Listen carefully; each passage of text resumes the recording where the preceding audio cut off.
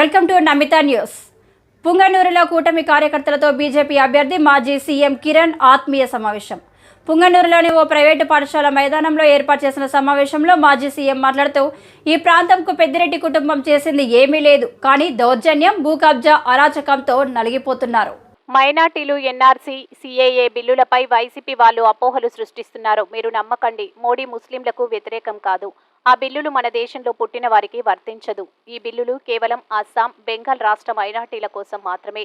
మోడీ చేసిన అభివృద్ధిని చూసి మీరు అరాచకం, దౌర్జన్యం, భూ కబ్జాల నుండి విముక్తి కావాలంటే మాకు ఓటు వేయండి అని పిలుపునిచ్చిన మాజీ సీఎం కిరణ్ కుమార్ రెడ్డి చెప్తా ఉన్నాను. ఎన్ఏసీలో భారతదేశం పౌరులకు ఎవ్వరికి సంబంధం లేదు. అస్సాంలో ఏమైందంటే పాకిస్తాన్ నుంచి, బంగ్లాదేశ్ నుంచి వచ్చిన వాళ్ళు అక్కడ స్థానికులకు ఉద్యోగాలు రాకన్నా, స్థానికులు అవకాశాలు రాకన్నా వాళ్ళు ఉద్యోగాలు తీసుకునేది మొదలు పెట్టారు. అందుకని స్థానికులందరూ ఏం చెప్పారంటే, మేము భారతదేశ పౌరులం, మాకు ఈ ఉద్యోగాలు రావాలి, మాకు ఈ అవకాశాలు రావాలి, గవర్నమెంట్ నుంచి బెనిఫిట్స్ మాకు రావాలి, ఇవన్నీ కూడా బయట దేశం నుంచి వచ్చే వాళ్ళకి వెళ్ళిపోతున్నాయి అనే ఉద్దేశంతో ఎన్ఆర్సీ పెట్టడం జరిగింది. దీంట్లో కూడా హిందువులు ఉన్నారు, ముస్లింలు ఉన్నారు. మీకు తెలియకపోవచ్చు, మనకు ఆదిలాబాద్ లో బంగ్లాదేశ్ పాకిస్తాన్ యుద్ధం అప్పుడు 30,000 కుటుంబాలు బంగ్లాదేశ్ వాళ్ళు వచ్చి ఇక్కడ మనం ఇళ్లు కట్టించాం, వాళ్ళకి రేషన్ కార్డులు ఇచ్చినాం, అన్ని కూడా వాళ్ళకి ఇవ్వటం జరిగింది. అదే విధంగా అస్సాంలో, బెంగాల్లో ఈ ప్రాబ్లం ఉంది. ఎన్ఆర్సీ అన్నా కూడా మనకెవరికి వర్తించదు. భారతదేశ పౌరుడు కాకన్నా ఉంటే ఇక్కడ జన్మించినా గానీ లేక ఇక్కడ ఉండేవారు ఎవరికి కూడా వర్తించదు. ముస్లింస్ గానీ, క్రిస్టియన్స్ గానీ, హిందూస్ గానీ, జైన్స్ గానీ ఎవరికి వర్తించదు. కేవలం బర్మా నుంచి వచ్చిన వాళ్ళకు, లేకనంటే బంగ్లాదేశ్ నుంచి వచ్చిన వాళ్ళకు, పాకిస్తాన్ నుంచి వచ్చిన వాళ్ళకు, ఆఫ్ఘనిస్తాన్ నుంచి వచ్చిన వాళ్ళకు వర్తిస్తుంది. ఆఫ్ఘనిస్తాన్ లో ఒక 40 సంవత్సరాల ముందర 8 లక్షల మంది హిందువులు ఉన్నారు. ఇప్పుడు కేవలం 100 కుటుంబాలు ఉన్నాయి ఆఫ్ఘనిస్తాన్. అదే విధంగా బంగ్లాదేశ్ లో 30% హిందువులు ఉన్నారు. ఇప్పుడు కేవలం 7% హిందువులు ఉన్నారు బంగ్లాదేశ్. పాకిస్తాన్ లో 21% హిందువులు ఉన్నారు. అది కేవలం 1.6% మాత్రమే హిందువులు ఉన్నారు. ఇది ఎందుకంటే వాళ్ళు దేశమన్నా వదిలిపోయిండొచ్చు, కన్వర్ట్ అన్నా కాయిండొచ్చు, లేకపోతే భారతదేశంకైనా వచ్చిండొచ్చు.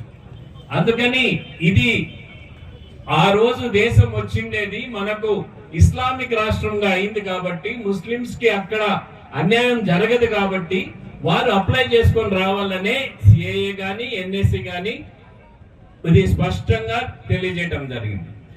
మోడీ గారు గత 10 సంవత్సరాల నుంచి ప్రధానమంత్రిగా ఉన్నారు. 12 సంవత్సరాలు గుజరాత్ ముఖ్యమంత్రి, 22 సంవత్సరాలు ప్రజా జీవితంలో అధికారంలో ఉండి ఒక్క అవినీతి ఆరోపణ కూడా మోడీ గారి పైన ఎక్కడా రాలేదు. అటువంటి నాయకుడు ఈ భారతదేశానికి ఎంత అవసరమో ఒక్కసారి ఆలోచన చేసుకోండి. 10 సంవత్సరాల్లో ఒక్క రోజు సెలవు తీసుకున్న రోజు లేని నాయకుడు, శ్రమజీవి, మన కోసం, పేదవారి కోసం కష్టపడి పనిచేసే వ్యక్తి మోడీ గారు. వచ్చినప్పుడు పాకిస్తాన్ ఏర్పడడం జరిగింది. పాకిస్తాన్ ఏర్పడినప్పుడు హిందువులు 21% పాకిస్తాన్ లో ఉన్నారు, 30% బంగ్లాదేశ్ లో ఉన్నారు. వారందరూ కూడా ఇక్కడికి వస్తున్నారు భారతదేశానికి. ఇక్కడ ముస్లింస్ అక్కడికి పోతున్నారు. అప్పుడు ఏం చెప్పారంటే, మహాత్మా గాంధీ గారు, అదే విధంగా జవహర్లాల్ నెహ్రూ గారు, సర్దార్ పటేల్ గారు, వారు ఏం చెప్పారంటే, హిందువులు మీరు అక్కడే ఉండండి, ఆ దేశంలోనే ఉండండి. మీకు ఎప్పుడైనా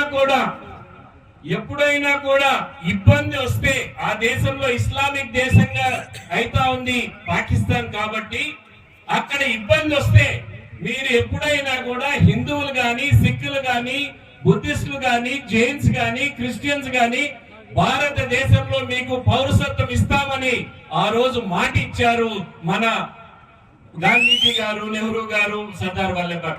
దాన్నే సిఏఏ అంటారు. పాకిస్తాన్ నుంచి ఎవరైనా ఇండియాకు రావాలంటే ఈ హిందువులు వీళ్ళందరూ కలిసి నేరుగా వచ్చేయచ్చు. ఒకవేళ ముస్లిం సోదరులు రావాలంటే అప్లై చేసుకొని రావాలి. ఇది భారతదేశ పౌరులకు సిఏఏ వర్తించదు, ఎవరికి కూడా వర్తించదు. కేవలం పాకిస్తాన్ దేశం నుంచి, ఆఫ్ఘనిస్తాన్ దేశం నుంచి, బంగ్లాదేశ్ దేశం నుంచి వచ్చేవారికి. వారు కూడా అద్నాన్ సానీ అని పెద్ద బాలీవుడ్ సింగర్ ఉన్నాడు, ఆయన పాకిస్తాన్ వాసి. నాకు భారతదేశము రాజ్యాంగం పైన, భారతదేశం పైన నాకు ప్రేమ ఉంది, నేను ఇక్కడికి వస్తానంటే ఆయన పౌరసత్వం ఇచ్చారు. చాలా మందికి అట్లా పౌరసత్వం ఆ దేశం నుంచి ముస్లింస్ కూడా ఇచ్చారు, అప్లై చేసుకోవాలి అంతే. అది తప్ప భారతదేశంలో లేకనాడు పుంగురులోనో, లేకనాడు పలంనేరులోనో, వాయిలపాటులోనో మిమ్మల్ని బయట దేశానికి పంపిస్తారు, జైలుకు పంపిస్తారంటే ఇది శుద్ధ పొరపాటు, అబద్ధం, అసత్యం. ఇది కేవలం మిమ్మల్ని మభ్య పెట్టేదానికి చేస్తున్నారు.